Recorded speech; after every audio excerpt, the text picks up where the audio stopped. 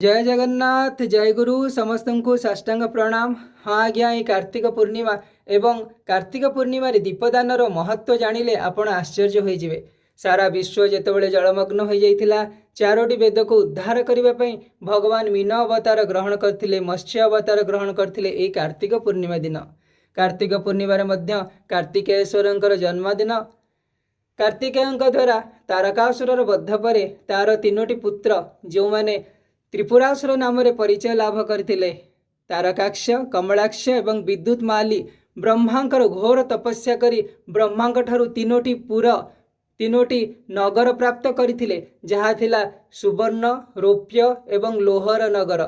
एवं से माने वर प्राप्त करथिले कोनोसी योद्धा यह प्रवेश करें नहीं एवं केवल एक अमर योद्धा एक अमर अस्त्र द्वारा के जेतबेले अभिजित मुहूर्त रे तीनोटी पुर एक रेखारे थिबे ताहाकु ध्वंस करहेब।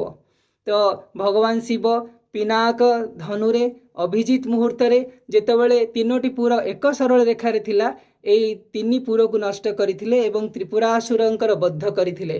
किंतु यह द्वारा अगणित निर्दोष मध्य दंड पाइथिले, कष्ट पाइथिले।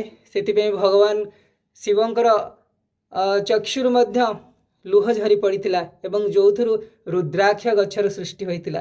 तो भाविक देखंतु ए कार्तिक पूर्णिमार महत्व केते।